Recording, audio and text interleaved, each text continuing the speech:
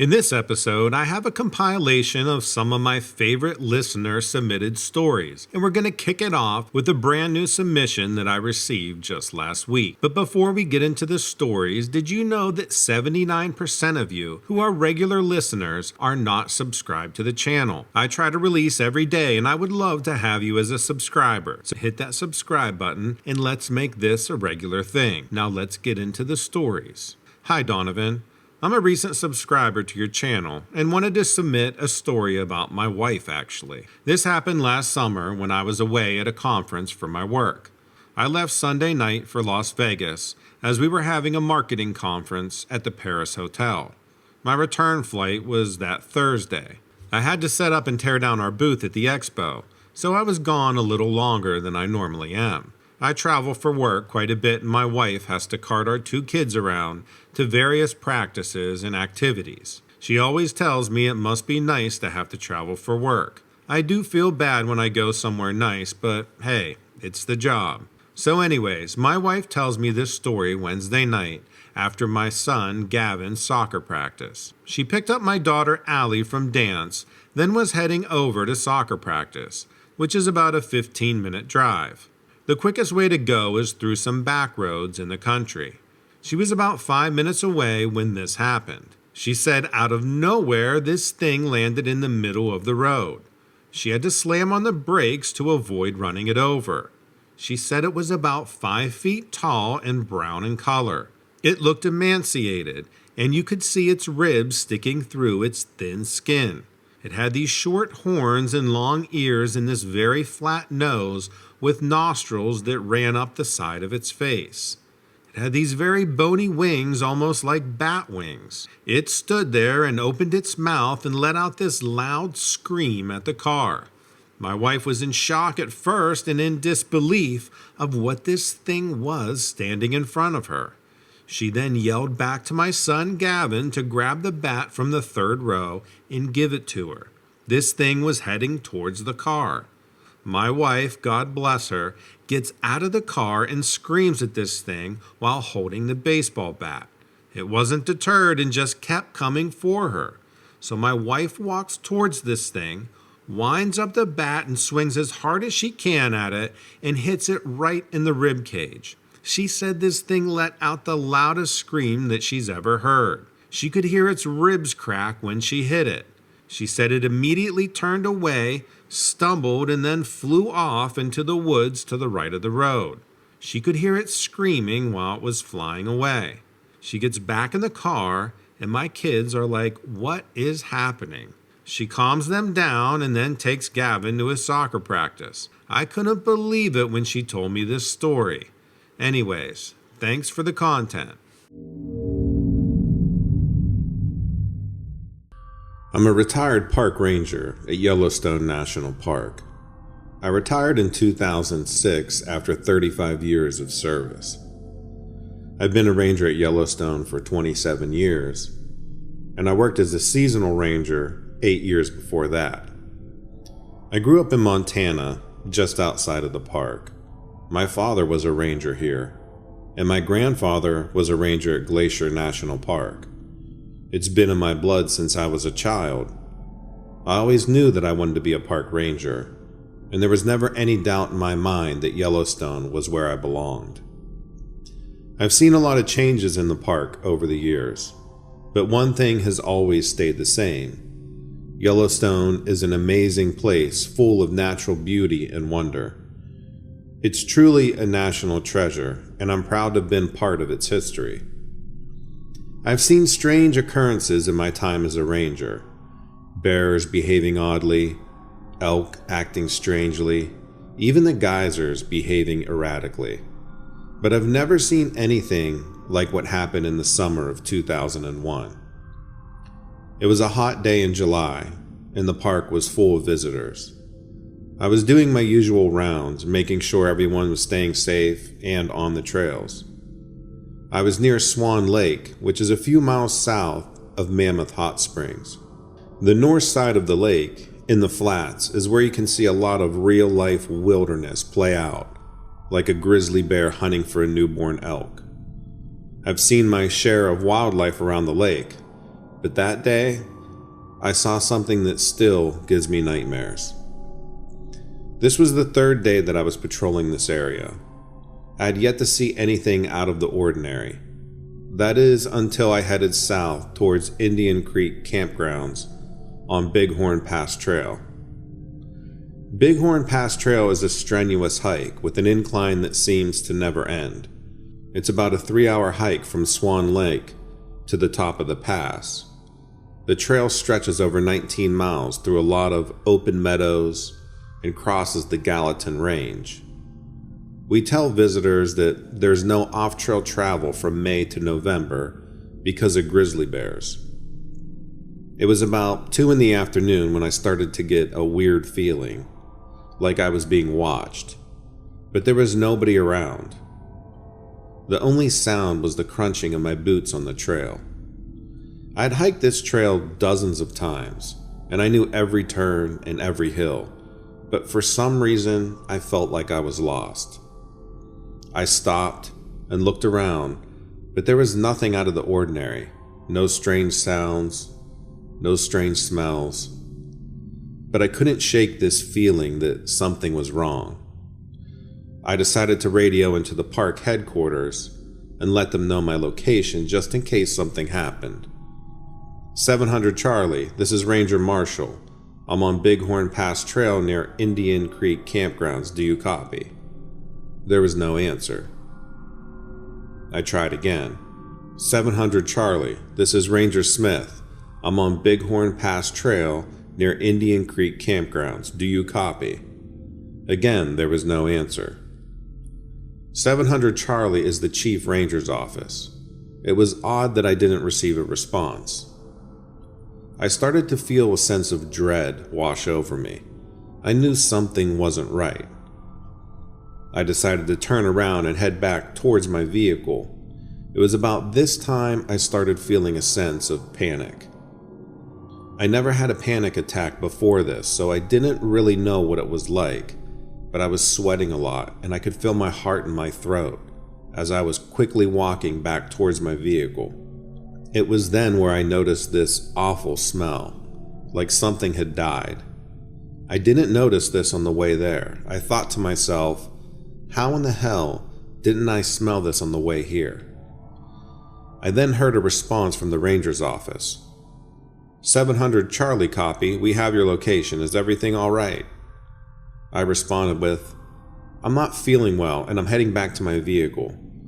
I think I might be having a panic attack. Something just doesn't feel right. Do you need us to send out another ranger to your location? They answered. I said, no, I'm almost to my vehicle. It was after I responded that I felt like I was in a dream. I was panicked. It smelled awful, and the forest around the trail felt surreal, like all the wildlife was gone. I stopped to look around and the trees just looked different. My boots felt different. I kind of felt like I was outside of my body, watching myself look around. It's really hard to explain. That's when I saw it. About 30 yards ahead on the trail. It just came out from behind the trees. This area is known for grizzlies, but this wasn't a grizzly. It stood about as tall as one, but wasn't as wide. I've seen my fair share of grizzlies in 35 years of being a ranger, and I tell you, this was not a bear. It was still daylight, but I was in a heavily wooded area on the trail. The visibility was good, but it was shaded from the canopy of the trees. I was already feeling panicked, and they say that when you have a panic attack, the fight or flight response kicks in. Well, I froze. I literally couldn't move. I couldn't even grab my radio in that moment. This massive creature walked out onto the trail, so now I could see it in full view, full visibility. It was a gigantic dog-like creature, something like out of a movie. It was standing on its hind legs, but not like a dog or a wolf would. It was standing like it was supposed to be standing, like it was designed to be upright. It was covered in fur, but its coat wasn't full or thick. It was like spotted and mangy, like a sick dog or something. I couldn't make out what color it was, but it was dark brown or black. It was too hard to tell from the shade from the trees. It had these yellow eyes, kind of like cat eyes, that were staring straight into my soul. That was the most terrifying aspect of this creature. It had a snout, but not something that I've ever seen before. It was slowly moving across the trail while its eyes never left me. I was frozen. I didn't want to move. I couldn't move. It was all I could do to keep standing while this creature was staring at me. The entire encounter happened for a minute, but it felt like an eternity.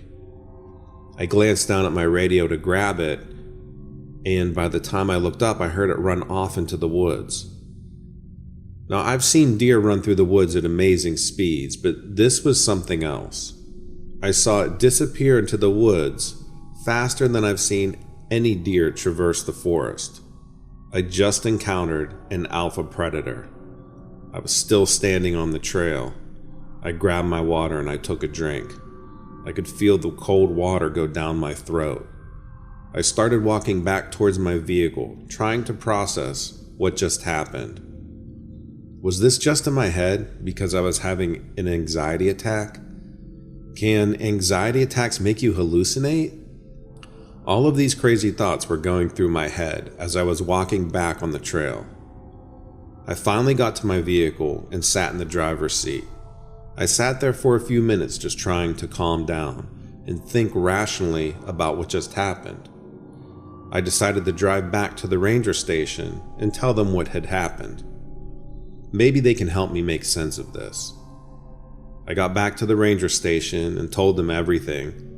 They looked at me with this look of disbelief, but I could also see the wheels turning in their heads, like they were trying to decide if they should believe me or not.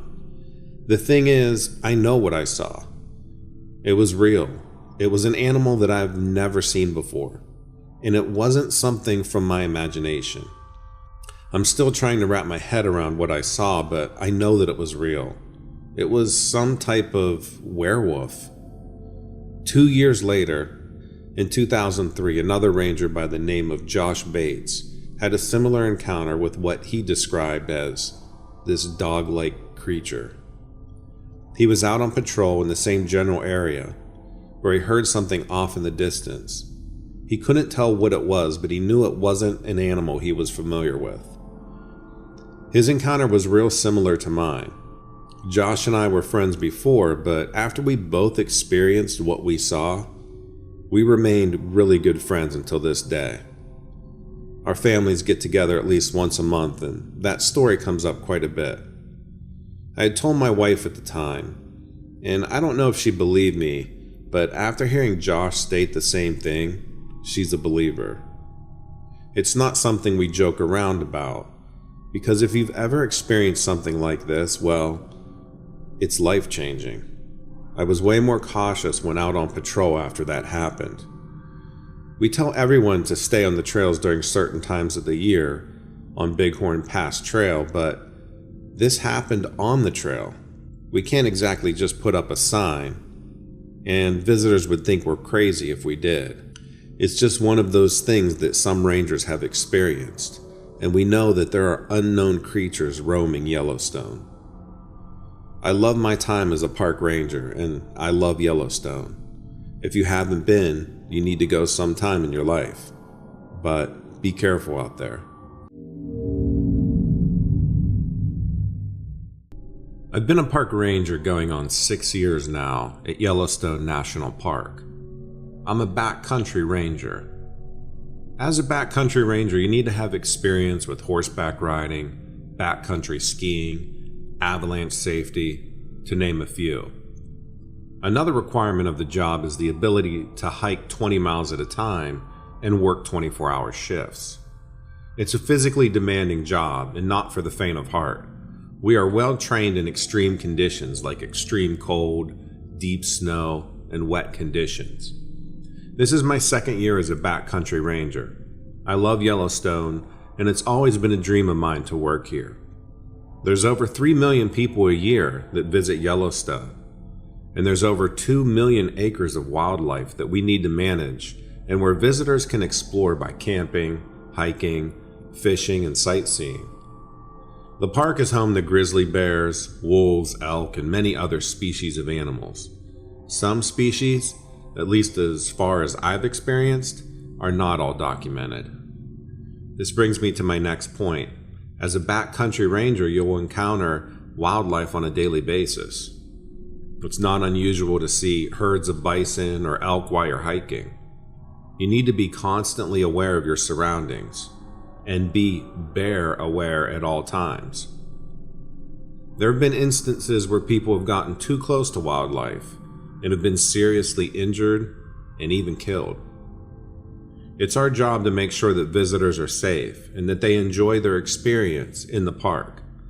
We also work with other rangers in different departments to make sure that the park is running smoothly and efficiently. I've had several experiences with visitors who claim to see something that would be deemed supernatural or mysterious. In August 2018, I responded to a couple who were hiking the Cascade Trail, and they saw a giant bird that was at least 10 feet tall with a wingspan of 20 feet. They described it as being all black with red eyes. I didn't know what to make of their story, but I took it seriously and filed a report. I didn't see anything unusual when I went to the location, but there have been other reports of sightings of similar creatures in the park. I don't know what to believe, but I do know that there are many things in this world that we don't understand. In June of that same year, another couple reported seeing a tall man walking in the woods near Cascade Trail. They said he was at least 7 feet tall and wearing all black. The couple was so scared that they ran back to their car and drove off. They said this man or creature came out of the woods and onto the trail. It reeked of garbage and made these guttural grunting sounds. They were terrified when they called it in. Perhaps the most disturbing of these occurrences is one that I experienced myself on the North Rim Trail. I was performing some trail maintenance because there had been some recent flooding and the trail was washed out in places. I was working by myself and I heard something walking on the trail towards me. This section of the trail was closed, so there shouldn't have been anyone on it. I got up to see what it was, and I saw this large figure walking towards me. It was at least 8 feet tall and very muscular with long black hair. It was later in the day, and this was a heavily wooded area of the trail, so I couldn't see it very well. It was walking towards me, and with every step the ground shook. It was definitely not human. As I got closer, it looked dog-like, but much larger. When it was about 30 feet away from me, it stopped and just stared at me. We looked at each other for what felt a very long time, and then it turned around and walked back the way it came. I was so shaken by the experience that I didn't even finish my work that day. I reported it to my supervisor, and he said there have been other reports of similar sightings in the park. I don't know what this creature was, but I know it wasn't human. I spoke with some of the other backcountry rangers who've had similar experiences, either from visitor reports or themselves directly. The ranger who was assigned the same North Rim Trail maintenance duties the previous day told me he felt like he was being watched all day. Although he didn't see anything, he said the hair on the back of his neck stood up the entire time he was working. There have been other reports of sightings of large animals or creatures in the park that don't fit into any known category. I don't know what to make of these reports, but I do know that there's something out there that we don't understand. I encourage people to come to Yellowstone and experience its beauty for themselves, but I also caution them to be aware of their surroundings and be safe. You never know what you might encounter while you're there.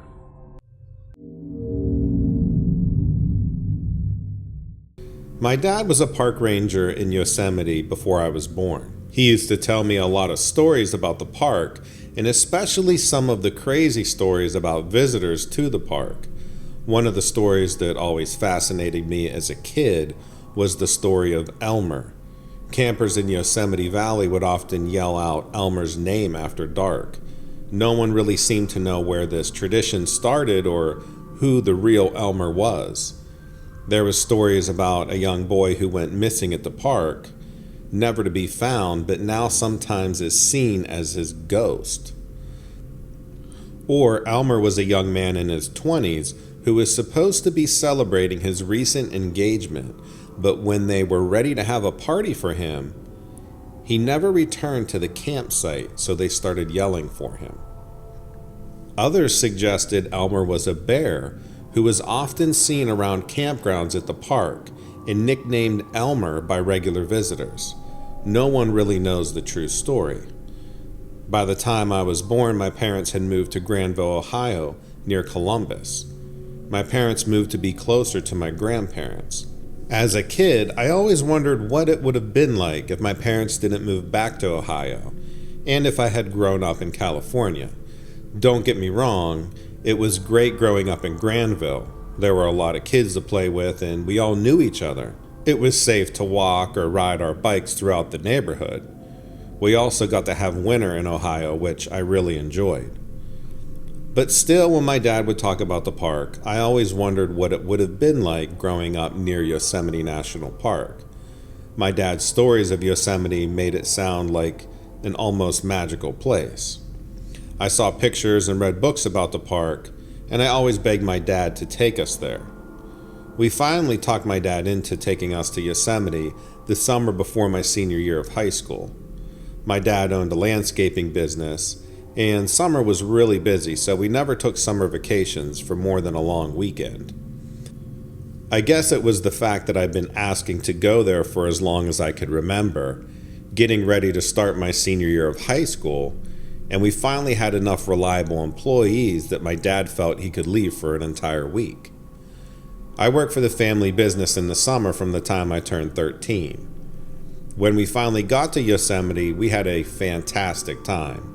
My dad, being a former ranger, knew exactly where to take us, and he had the entire week planned. At night, he would tell us stories of when he was at the park. My dad never told me anything too scary when I was a kid, but the story he told me this night was terrifying.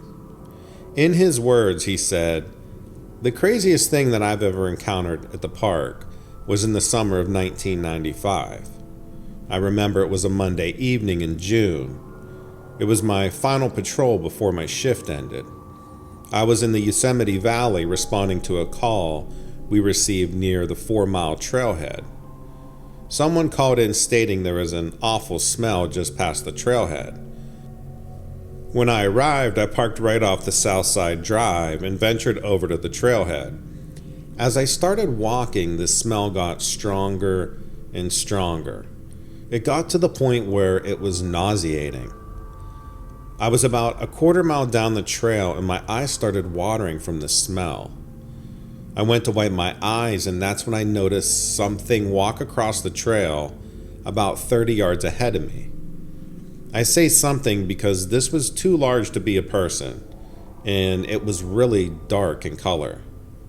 My eyes were watering so bad that I didn't get a good look at it, but it was probably 2 feet taller than the average man. I wasn't thinking straight because the smell was making me so nauseous, but I walked another 20 feet or so down the trail, and then I got a better look at it. Honestly, you're not going to believe what I saw, because I didn't even believe it. I was staring at a huge upright dog creature. This thing was standing right off the trail, staring at me, making this very low, bassy growling noise. I wasn't going to step any closer. I was on sensory overload at this point. I'm standing there looking at this terrifying dog creature, and I feel like I'm going to vomit from this nauseating smell. My heart was pounding, and just like that, it took off down the trail into the woods. The smell still lingered. I stood there for a minute and tried to process what had happened, and then I finally went back to my truck. I stopped at the ranger's office before my shift was over and told the other rangers. After describing the details to them, they told me they were receiving calls about these horrible smells in the Yosemite Valley area. They were concerned and didn't believe me at first, but they could tell I wasn't lying. Just as I'm telling you this now, it sounds unbelievable, but I swear that's what happened. I never told you this when you were younger because I didn't want to scare you out of your mind as a child. I stopped working there in 1997 and never encountered anything like that again, and never heard from the other rangers about incidents like this. I worked at Yosemite Park between the years of 2006 to 2013. I was never on any night shifts, but I heard stories from the other rangers about things that would happen during those hours. Most of them were probably made up or exaggerated, but there was one story that stuck with me. It was told to me by a ranger who had retired a few years after I started working there. He said it happened in the summer of 2003. He was working the night shift and just finished up his patrol near Tuolumne Meadows. He was driving back to the ranger station when he saw something on the side of the road. It was a large animal that looked like a dog or a wolf. He said it was so big that it didn't look real. It was just standing there looking at him. He stopped his car and got out to take a closer look. As he got closer, he realized that this thing wasn't a dog or a wolf. It was some sort of animal that he had never seen before. He said it was about the size of a bear, but its body was shaped like a dog's, with short fur all over it. Its eyes were glowing when he shined his flashlight on it. He said it just stared at him and then took off into the woods. He got back in his car and drove to the ranger station to tell the other rangers what he had seen. From what I've been told, there have been several sightings of these creatures in Yosemite over the years, but no one knows for sure what they are. Some people say they're aliens. Some say they're werewolves. And some say they're just regular animals that we don't know about yet. I honestly don't know what to believe, but I do know that something strange is going on in Yosemite Park. The only other incidents I've been witness to are the strange sounds that sometimes come from the woods at night. I've heard people say they sound like screams or howls, but I can't be sure. I know whatever is making those noises, it's not anything that I'm familiar with. I'll never forget the time that I heard it myself. It was late at night. I was out on patrol. I was driving down a dirt road near Yosemite Creek when I heard this blood-curdling scream coming from the woods. It sounded like a woman or a child screaming for help. I got out of my car and tried to follow the sound, but it was too dark. I couldn't see where it was coming from. I shone my flashlight into the woods, but there was nothing there. I called for backup, but by the time they arrived, the screaming had stopped. We searched the area for hours, but we didn't find anything. To this day, I still don't know what made that noise, but it's something I'll never forget. I hope this gives you a better understanding of what's been going on in Yosemite. This story takes place in August 2006. I was sitting on my porch late one night in August, after a long day at work. I work as a manager at Walmart, and I had just gotten home from my shift. I was sitting on my porch, enjoying the quiet night, when I heard this strange noise coming from the direction of the woods. It sounded like something was running through the woods, but it was too dark to see anything. I got up to investigate, and as I walked towards the woods, the noise got louder and more distinct. It sounded like someone was running and crying at the same time. I called out to whoever it was, but there was no answer. I decided to run back to the house and grab my flashlight, and when I came back, the noise had stopped. I shone my flashlight into the woods, but there was nothing there. I couldn't see anything or anyone, so I called out again, but there was still no answer. I decided to go back inside and forget about it, but I couldn't shake the feeling that something was wrong. The next day I went to work as usual. I couldn't stop thinking about the noise that I heard in the woods. I was so distracted that my boss had to yell at me to get my attention. After work, I went home and decided to take another look into the woods. This time, I saw something that I couldn't believe. There was a deer carcass that was completely shredded, like something had mauled it and torn it apart. I was standing there thinking, could this have been whatever I heard in the woods last night? So I decided to go back inside and I called the police. The police came and they investigated, but they couldn't find anything other than the deer carcass. They said it looked like an animal that had killed a deer, but they couldn't be sure. I knew that there was something out there. I just didn't know what to do or how I could prove it. When I went to bed that night, I lied there awake for hours trying to figure out what in the hell was that noise, and why was that deer so mangled?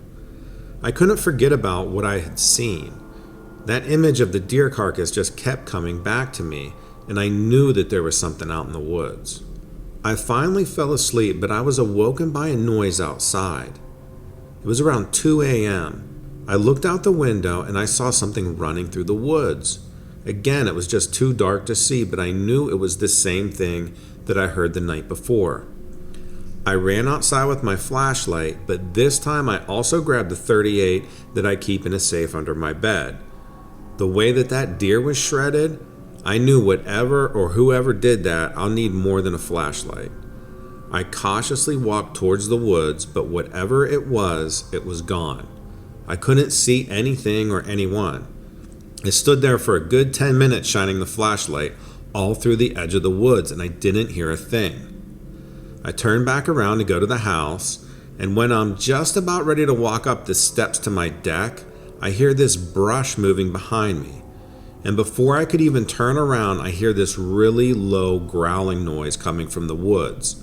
And the brush is still moving, and out appears these yellow eyes and this massive head of a wolf or some type of dog. I pointed my flashlight and my .38 in that direction while I was walking up the steps to my deck sideways. I wasn't taking my eyes off this thing. I took a shot at it, but I must have missed because it didn't make a sound. It retracted back into the woods and sounded like 1,000 sticks breaking off as it took off. As you can imagine, I'm having a massive adrenaline dump at this point, and I need to sit down and catch my breath to process what in the hell just happened. I sit down on my deck and think to myself, what is this thing? A wolf? A coyote? Maybe even a bear? I live in the north woods of Wyoming, so we do have bears, but this was something different. Those yellow eyes, that just doesn't make sense. I decided to call the police and report what had happened. They said it was probably a bear, but they never came back to follow up. They probably didn't follow up because they were here the night before. I never saw that thing again, but I always wondered what it was. There's one thing that's for sure, I added a few more guns to my collection after that night.